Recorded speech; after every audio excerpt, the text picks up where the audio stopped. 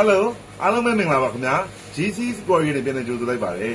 ကျွန်တော်အလှမွေးငါမွေးမဲ့လူတွေအတွက်အခု episode တွေကျွန်တော်စပြီးလုပ်ပြပါတော့မယ်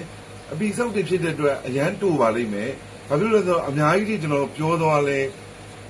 လူတွေမှာအချိန်မရှိကြဘူးနားမထောင်နိုင်ဘူးအဲ့တော့ချက်ချင်းလုပ်နေတဲ့လူတွေအတွက်ကတော့ကျွန်တော်ဖုန်းဆက်မေးဒါမှမဟုတ်လို့ရှိရင် Viber နဲ့မေး Page Messenger နဲ့မေးပေါ့နော် Viber နဲ့မေးရင်တော့ကျွန်တော်အတန်ဖိုင်ပို့ပြီးဖြည့်လို့ရတဲ့အတွက်ပို့ပြီးအဆင်ပြေပါတယ် Okay ကျွန်တော်စလိုက်ရအောင်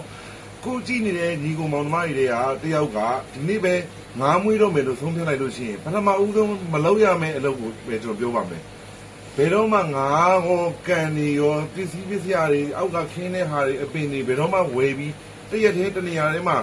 အကုန်စုပြုံဝယ်ပြီးတော့တမ်းပြီးငားမွေးတာကိုမလုပ်ပါနဲ့အဲ့လိုမလုပ်ရပါဘူးပေါ့နော်ကျွန်တော်အနည်းဆုံးဥပမာတစ်ခုပြောမယ်ဆိုရင်ကျွန်တော်လူတွေနေဖို့အိမ်ဆောက်ကြတယ်ဆိုပါလို့အိမ်ဆောက်ပြီးရင်အိမ်ကြီးတော့ပြီးသွားပြီဒါပေမဲ့လူတွေတက်နေလို့မရသေးဘူးကျွန်တော်ဖုန်းတွေသေးတွေလှည့်ရတယ်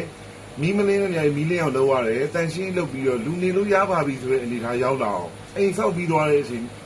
ကနေစပြီးတော့ရက်တွေစောင့်ရတယ်ပေါ့နော်ဒီသဘောပါပဲအဲ့တော့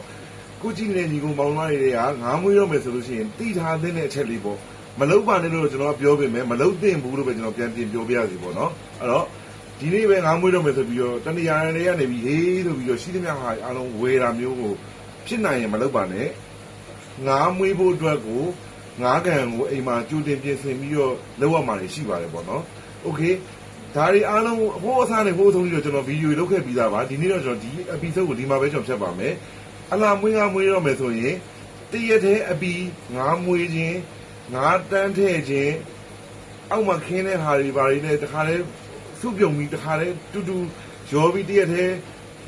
တမ်းပြီးမွေးတဲ့ဟာကိုဖြစ်နိုင်ရင်မလုပ်ကြပါနဲ့လို့ကျွန်တော်အကြံပြုပြရစီ။ဘာဖြစ်လို့လဲဆိုတာသိချင်ရင်နောက်ထပ် episode တွေမှာကျွန်တော်အများကြီးဆက်ပြီးရှင်းပြပါဦးမယ်။အားလုံးပဲတွေ့ဆုံချမ်းမြေ့ကြပါစေ။ JC Square ကနေပြီးတော့စုံအောင်တောင်းလိုက်ပါလေ။တတား